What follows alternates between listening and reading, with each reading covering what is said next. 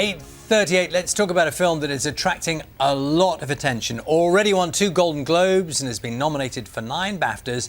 That's before 1917 has even been released in UK cinemas. Well, the lead actor, George MacKay, joins us now. Morning to you, George. Good morning. So it's worth explaining a little bit for people about this film because you are literally in it from the first frame to the last. Yes. And it follows you on a journey. Just explain the scenario for us. Well, I guess the story of the film is 2 soldiers, myself and Blake, who's played by Dean Charles Chapman, get tasked with a mission to save 1,600 men who are heading towards what they think is open ground, or, you know, what they think is they're heading into to win the war. And you're basically. carrying a message. And we're carrying a message, and they don't know what they're heading into, and we're there to stop them before they get there, because one of those soldiers is Blake's brother. Now, the director, Sam Mendes. Yes. To say he's personally invested in this film would be an understatement, I think. Yeah, this film is seeded from stories that his grandfather told him. His grandfather fought in the First World War. He signed up when he was 17 years old and was a messenger in the war. And he didn't talk about it until he was in his 70s, his experiences of the war. And Sam tells the story of the fact that his granddad always used to wash his hands. And they didn't know why he did that. And Sam asked his father why his granddad did that. And he said he remembers the mud of the trenches and he could never get clean. And it was that idea that kind of got Sam interested in asking his granddad more stories.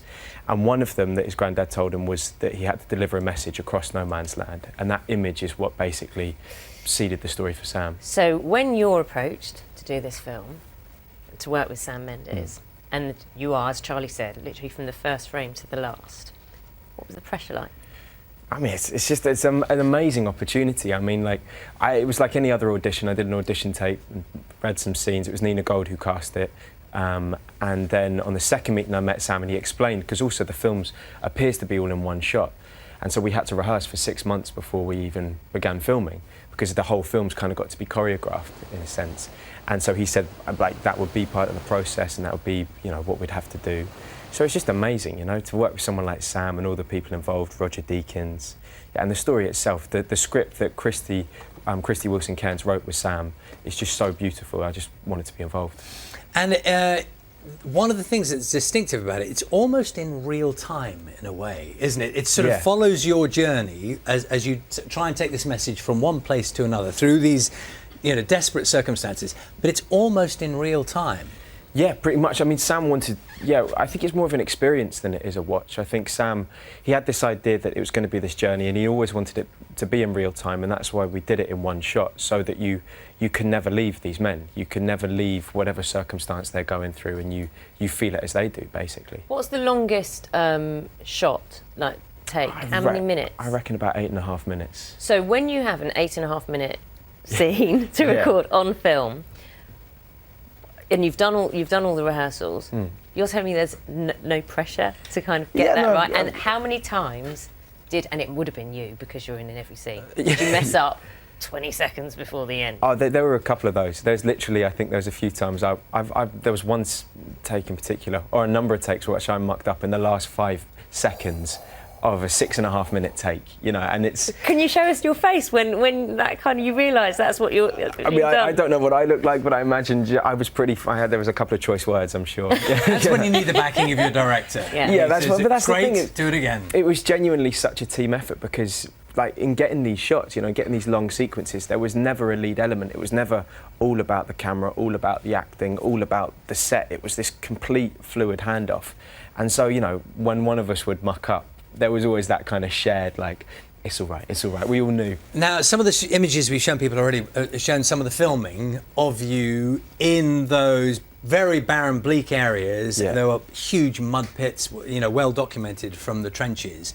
I can imagine that in itself was quite hazardous, even when you were filming. Yeah, it was, I mean, it was nothing like what those, you know, what the real soldiers would have gone through. But, well, actually, to an extent, you know, it was, not in terms of the danger, but, you know, Dennis Gassner, who designed the sets, the art department was incredible, like, because everything you see is real, basically. I mean, there's been a couple of horizons added in terms of special effects, but everything that we're going through was a real environment, and Sam wanted us to to live the experience as much as act it, because that is kind of what he wanted for the audience too. Weren't you hoping for really grey, drab weather all the time? Yeah. You've never seen so many people so happy to see like bad weather, because we needed grey skies all of the time because the camera's going 360, and so just for continuity with shadows and everything, and then knitting these shots together, but then also just for the tone of the film. So what did you do on a sunny day?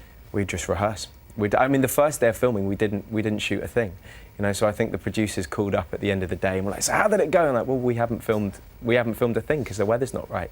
So we just rehearse again and again and again, so that we could. It was like doing a play basically. So then when we came to do it, and sometimes, you know, we'd be waiting. There'd be a big cloud in a sunny sky, and everyone would be there like, "Okay, it's coming, and go!" And we'd do 1 3-minute take, and the cloud would go and go, "Right, well, we'll wait for the next one now." And so yeah, it was constant sort of up and down. I kind of imagine that in amongst the kind of euphoria and the excitement of making a film and doing that, were there times when you sort of stopped in your tracks and thought, you know, we're making a film, but the person I'm depicting and the place we're trying to represent, did you have moments when that really hit you? Yeah, there were two for me particularly, where there's a bit where Dean and I, when we first go over the top. Dean is your fellow messenger. Yeah, Dean Charles Chapman, who plays Blake. I play Schofield, he plays Blake.